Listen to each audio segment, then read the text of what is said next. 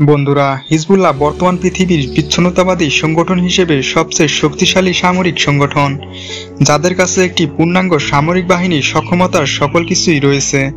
এমনকি বলা হয় যে এই সংগঠনের কাছে বর্তমানে প্রায় 5 লক্ষ বিভিন্ন ধরনের রকেট, ব্যালিস্টিক মিসাইল এবং বিভিন্ন ধরনের আর্টিলারি সিস্টেমের গোলাবারুদ রয়েছে।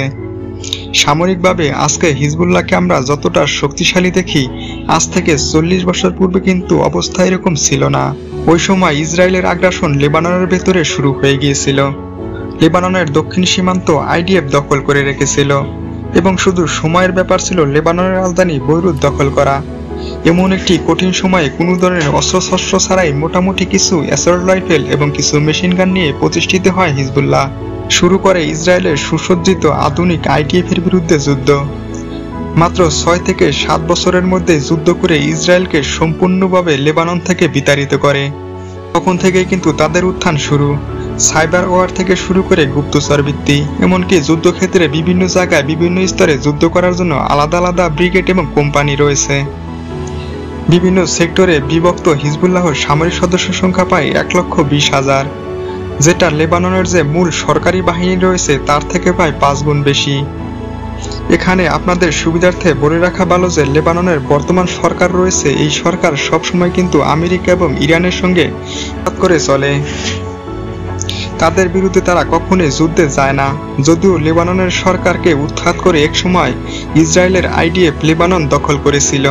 এগুলা যদি না থাকতো তাহলে আজ কিন্তু লেবাননের অবস্থা হতো ফিলিস্তিনের মতো। তারপরে কিন্তু লেবাননের যে সরকার রয়েছে তারা সরাসরি এখনো হিজবুল্লাহর সাথে কাঁধে কাঁধ মিলে যুদ্ধ করবে কিনা ইসরায়েলের বিরুদ্ধে সেটা নিয়ে সন্দেহ রয়েছে। যদিও তারা বলছে তারা তাদের সার্বভৌমত্ব রক্ষা করার জন্য সর্বাত্মক চেষ্টা করবে এবং তারা দক্ষিণ সীমান্তে সরকারি সেনাবাহিনী মোতায়েন করবে। চূড়ান্তভাবে তারা যুদ্ধ করবে কিনা কোনো গ্যারান্টি নেই। পরিস্থিতি যখন এমন থমথমে পর্যায়ে, এমন অবস্থায় লেবাননের ভেতর যে সকল ফিলিস্তিনি, সিরিয়ান, ইরাকি, লেবানিজ নিজ দেশের উদ্বাস্ত শরণার্থীরা তারা ঘোষণা দিয়েছে হিজবুল্লাহর সঙ্গে কাঁধে কাঁধ মিলে তারা ইসরায়েলের বিরুদ্ধে যুদ্ধ করবে। ইরাকের ভেতরে যে সকল হাজার হাজার ছোট বড় বিভিন্ন ধরনের সশস্ত্র গ্রুপ রয়েছে, দীর্ঘ সময় ধরে যারা আমেরিকার ঘাঁটির বিরুদ্ধে যুদ্ধ করছে, তারাও ঘোষণা দিয়েছে যে হিজবুল্লাহর হয়ে ইসরায়েলের বিরুদ্ধে যুদ্ধ করবে। তাদের সংখ্যা কিন্তু হাজার হাজার। তারা সরাসরি হিজবুল্লাহ বাহিনীর সাথে যুক্ত হবে এবং ইসরায়েলের বিরুদ্ধে যুদ্ধ করবে। হাজার হাজার সংখ্যায় লোকজন বর্তমানে লেবাননে প্রবেশ করেছে এবং হিজবুল্লাহর সঙ্গে একত্রিত হয়ে ইসরায়েলের বিরুদ্ধে লড়াই করার জন্য প্রস্তুত হয়েছে এবং তারা আবেদন জানিয়েছে পুরো পৃথিবীর মুসলিমদের কাছে, যারা হিজবুল্লাহর সঙ্গে একত্রিত হয়ে ইসরায়েলের বিরুদ্ধে যুদ্ধ করতে চায় তারা যেন হিজবুল্লাহকে সহযোগিতা করে। এখন যুদ্ধের সহযোগিতার বিষয় ভিন্ন ধরনের হতে পারে। যখন ওই ইসরায়েলের বিরুদ্ধে হিজবুল্লাহর যুদ্ধ শুরু হবে তখন শস্য উৎপাদন ব্যবস্থা ইসরায়েলের ভেতরে বন্ধ হয়ে যাবে এবং লেবাননের ভেতরেও বন্ধ হয়ে যাবে। তখন কিন্তু পশ্চিমা দেশগুলো ইসরায়েলকে খাদ্য সহায়তা দেবে। তাই হিজবুল্লাহ সারা পৃথিবীর মুসলিম বিশ্বের কাছে আবেদন করেছেন তারাও যেন লেবাননের মানুষকে খাদ্য সহায়তা দান করে। তারা তাদের আবেদন করেছে মুসলিম বিশ্বের কাছে যে সামরিক কোনো সহযোগিতা নয়, অন্ততপক্ষে মানবিক দিক থেকে আপনারা খাদ্য সহায়তা লেবাননের বেতনে অব্যাহত রাখবেন, এমনটাই কিন্তু আবেদন জানানো হয়েছে। আজকে গাজার ভেতর কি ভয়াবহ পরিস্থিতি, ক্ষুধার্ত মানুষ একবেলা খাবার পাচ্ছে না। আর এমন অবস্থায় আশেপাশের ধনী রাষ্ট্রগুলো প্রতিদিনই বিপুল পরিমাণে খাদ্যের অপচয় করছে। যদি আপনি দেখেন পৃথিবীর সবচেয়ে বেশি খাদ্য অপচয়কারী দেশ হিসেবে শীর্ষস্থানে উঠে আসবে সৌদি আরব। আশেপাশের আরব দেশগুলো তারা এই প্যালেস্টাইনি মানুষদের খাদ্য সহায়তায় বেরোনোর সাহস দেখাচ্ছে না। যুদ্ধ করবে তো দূরের কথা, পরিস্থিতি মোটেও ভালো নয়। বন্ধুরা, ইসরায়েল ভালো করেই জানে যে হামাসের বিরুদ্ধে যুদ্ধ করা আর হিজবুল্লাহর বিরুদ্ধে যুদ্ধ করা দুটো এক জিনিস নয়। হিজবুল্লাহর বিরুদ্ধে যুদ্ধে একবার যদি সে পা বাড়ায় সেখান থেকে কিছুতেই আর পিটু হটার জায়গা থাকবে না। হয় ইসরায়েল পরাস্ত হবে, নয়তো হিজবুল্লাহ পরাস্ত হবে। দীর্ঘ সময় ধরে যুদ্ধ চলার পর আন্তর্জাতিক হস্তক্ষেপের মাধ্যমে যুদ্ধবিরতি হবে, তবে সেখানেও কিন্তু দর কষাকষির জায়গায় ইসরায়েলের বহু কিছু ছাড় দিতে হবে। ইসরায়েল ভালো করেই জানে সেটা, এজন্যই তারা কিন্তু সামরিকভাবে শক্তিশালীভাবে প্রস্তুত হয়ে লেবাননে হামলা করবে। আর যেখানে ইসরায়েল সেনাবাহিনী সবথেকে বড় মাথা ব্যথার কারণ, হিজবুল্লাহর সাথে যোগ দেওয়া পৃথিবীর বিভিন্ন প্রান্ত থেকে বহু মানুষ আসবে। এবং বর্তমানে মধ্যপ্রাচ্য থেকে গোপনে বা প্রকাশ্যে বহু সেনাবাহিনী সদস্য যুদ্ধে অংশগ্রহণ করার জন্য লেবাননে পৌঁছাচ্ছে।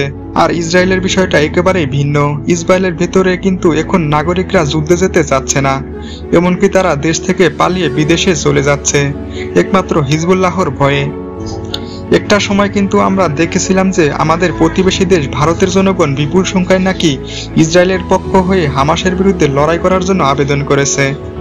ভারতীয় সংবাদ মাধ্যম এবং আমাদের দেশের কিছু টিভি চ্যানেলের এই খবর কিন্তু প্রচারিত হয়েছিল। তবে বর্তমান বাস্তবতায় যখন হিজবুল্লাহ ইসরায়েলের পুরো উত্তর সীমান্ত পুড়িয়ে দিচ্ছে এবং ইসরায়েল হামলার কারণে শহরগুলো পুড়ে যাচ্ছে, এ ধরনের দৃশ্য যখন প্রকাশ হয়ে আসছে, তখন কিন্তু ভারতের ও সকল নাগরিক যুদ্ধ করবে তো দূরের কথা, ইসরায়েলে কাজের জন্য যে যেতে যাচ্ছিলেন তারাও কিন্তু আর যাচ্ছে না।